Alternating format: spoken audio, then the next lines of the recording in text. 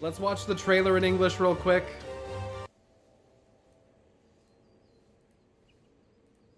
So this is the Euphrosyne trailer here. Well, patch 6.3 in general. God's revel, lands tremble. Patch 6.3. Peggy 16. Peggy 16.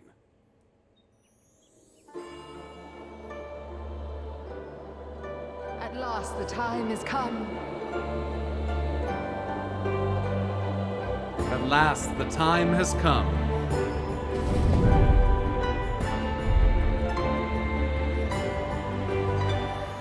Long have I awaited this moment. That's probably Althik talking. Lover's heart. Bear to me your lover's heart. Menfina the lover. Okay, so something to recognize here. There's 5 gods right here. Halone on the right, Althik, Menfina, Nemea, and Nafika. There are 5 gods depicted here. So here's the thing. Althik was allegedly like the first god to be born, time and space, and thus earth and all of that and the progression of things. And then also came Nemea. This looks as though these two might actually be maybe included in the same boss fight. I'm just curious why 5 of them are showing at the same time. Have you the strength to defy fate? I, the Fury, shall test your strength of spirit.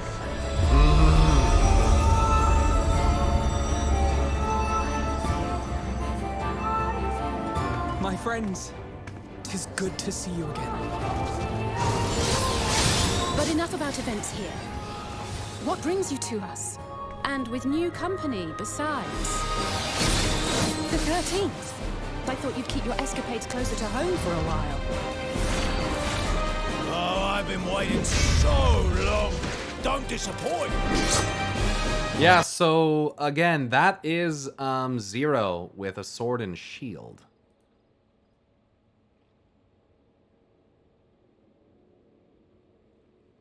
Maybe an Echo flashback?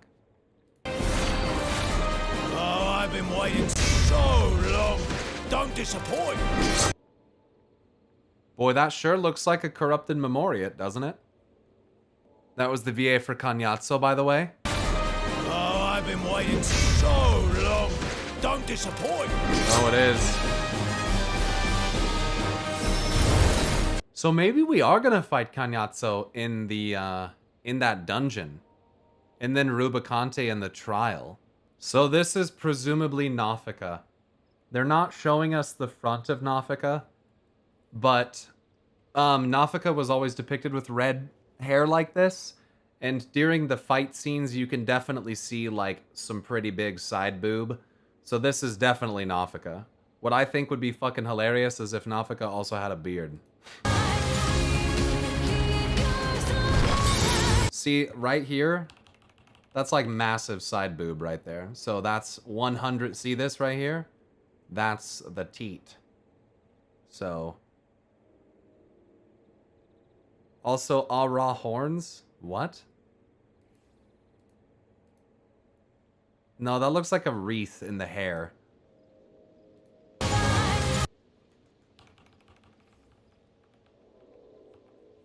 Well, I don't know. That stuff kind of on the side of her head is interesting looking.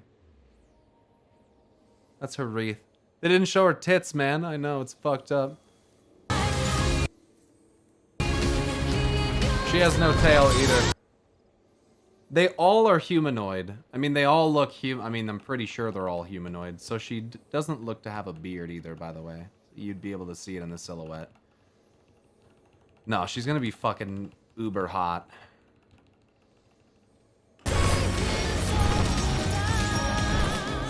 Oh, God, I've been waiting to see this, dude. My God.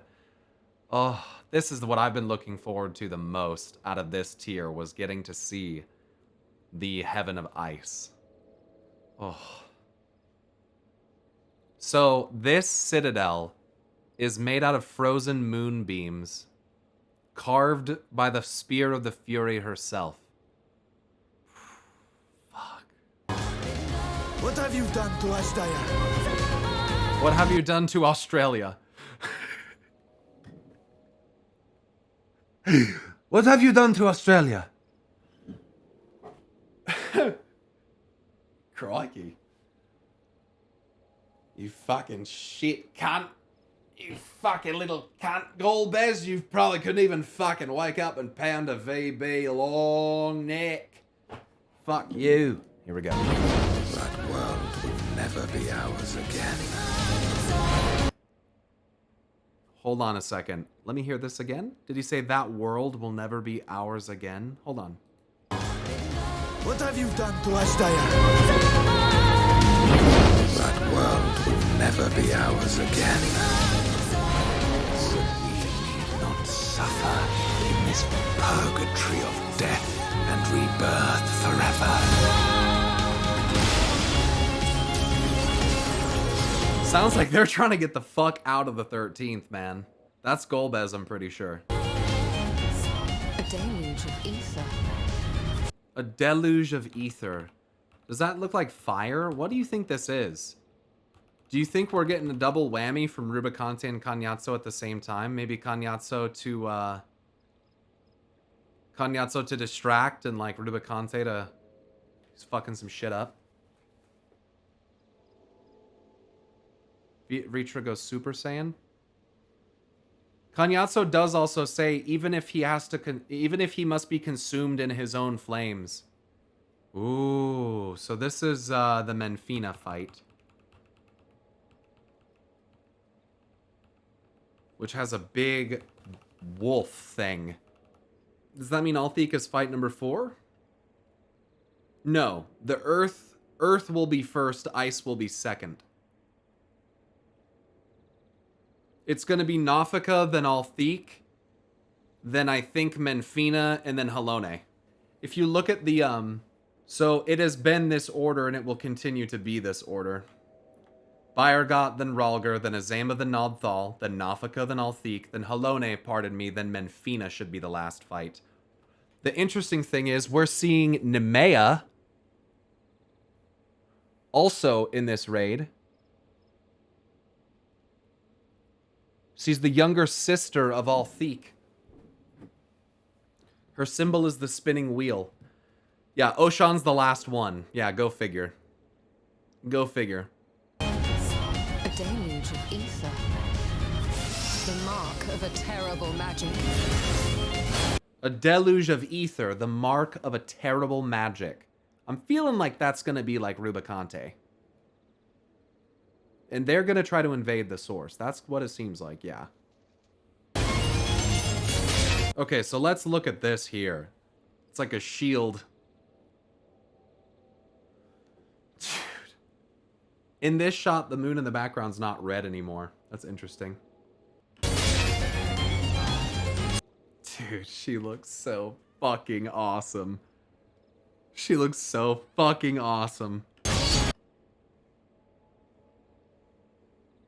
And then, wait a second. This is Nemea. And this is a black hole. That's Nemea right there. So this is showing us fighting Nemea too. We do fight her.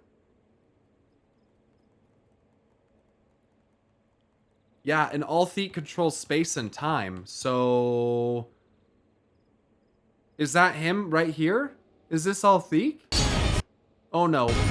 Wait, oh yes, they're both right there. Althik is right there. He's riding on a fucking horse. He has a horse? Althik's got a horse. Guys, it's a duo fight. What? That means that, yeah, the last...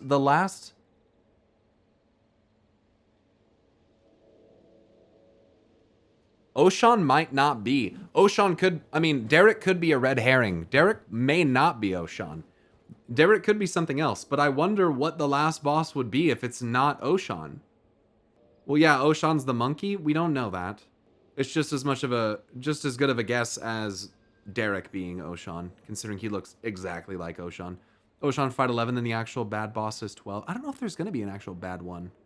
it could just be a cutscene, but why would we only have 11 fights? Oh, you're saying this could just be a cutscene? This is looking to me like a raid mechanic. People getting sucked into this black hole. We do know there's a last door that leads elsewhere. Exactly. That is not specifically one of their domains, but we don't know where it goes. That looks like a transition mechanic, yeah. I would agree. That's not a regular looking horse. What the fuck is that? That's the Heaven on High horse, yeah? I don't know. It's the same base design as this horse? Yeah, definitely more gilded, though. Join me, and together we shall seek the promised land, a glorious kingdom of light, wherein all may know death's sweet embraces. There it is. You hear what Golbez said right there? Join me, and together we shall seek the promised land, the glorious kingdom of light, where they all may know death's sweet embrace. Is he going to the first?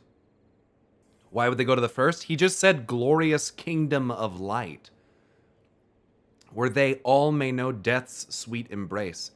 He's probably talking about the first. I doubt the source, I mean. I doubt he knows about the first. I would agree with that. I do still think the source is more likely, especially for MSQ. But they do have hints about Reen and Gaia and Silva and Unikalai and them all meeting up in the first to talk about the Void and Eden and that stuff. So I wonder if that'll be relevant. And together we shall seek the promised land, a glorious kingdom of light, wherein all may know death's sweet embraces.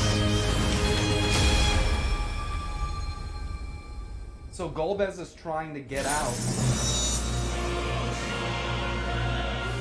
And then we obviously know what this is. No, I definitely think they're ancients that ascended to become something else. That's what I think anyway. I think they may have come into existence like right before the Sundering. I think that they were not victim to the Sundering potentially because of, yeah, I don't know. We'll see. I'm not sure. That could change. Just depends on how much of their creation mythos is true. Because that creation mythos didn't factor in the ancients. You know? Doesn't consider them. The Charlayan scholar that arranged all of that doesn't know about the ancients. You know what I mean? So with them not knowing that information, it's like, could this person even be aware of the possibility of ancients ascending to become these gods? Or is this story about them being born out of the whirl actually true and to be taken at face value?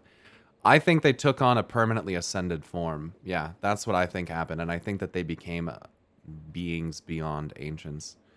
I mean, I think that Pandaemonium is kind of showing us that there are ancients like Athena who were trying to ascend to become something greater. And to an extent, at least in some regards, succeeded. So I think that Pandaemonium and the myths of the realm tie into how the 12 came to be, when, why. Like, I think anyway that it's going to tie together, like, and make sense of, like, the creation of Zodiark and Hydaelyn and, like, where primal summoning's kind of, like, where that comes from and, like, who pioneered that and what was the effect of that on other things and, like, where did tempering come from? Like, I think that they're, like, concepts similar to the things found in Pandaemonium that have had to grow. I think these are, like, they might even be, like, people who, you know, it's like they have the ability to continue to change and adapt and grow. I mean, they say to you that, you know, they learn from us and, you know, they derive their hopes and dreams from witnessing us and their interactions with us, which I think is very telling.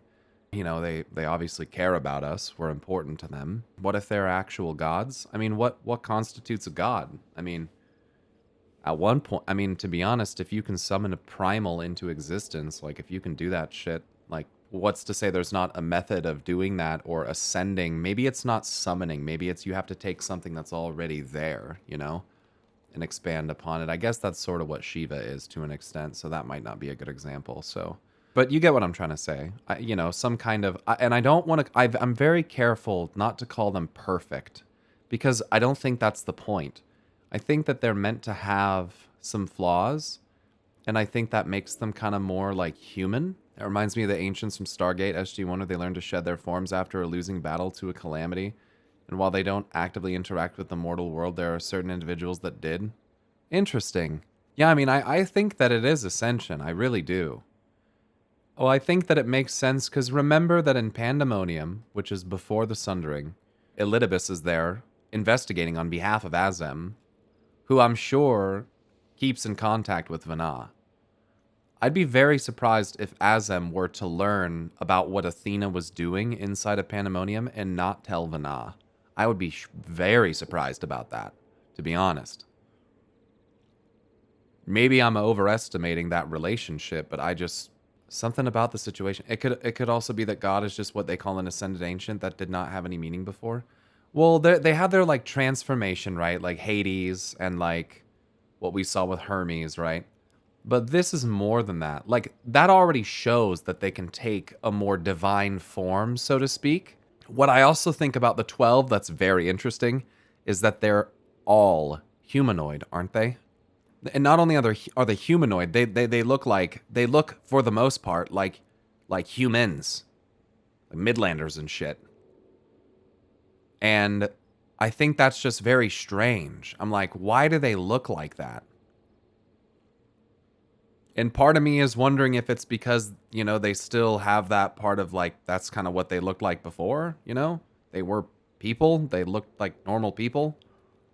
And now, you know, I certainly don't believe that they came from another shard, and I do not believe that they came from another planet. I do believe that they are specific to, I mean, they are specific to Eorzea, and their Omphalos, the fact that it's above Silver Tear Falls, Silver Tear Lake, I think is just very interesting, like, and that Hydaelyn wanted that place protected with Midgardsormr is, again, just like, whoa, that's coincidental and kind of interesting. Like,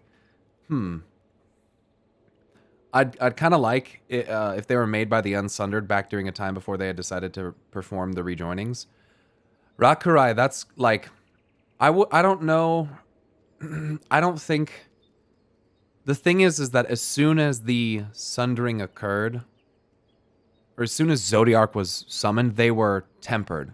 So I think at that point they would have already been like bound to Zodiark, even if they're unsundered. I think that would be the issue, is that it doesn't make sense to me because the 12 would actively work against their plans. I mean, and I think they have, even without getting directly involved, which is another key point, is that they don't really directly intervene.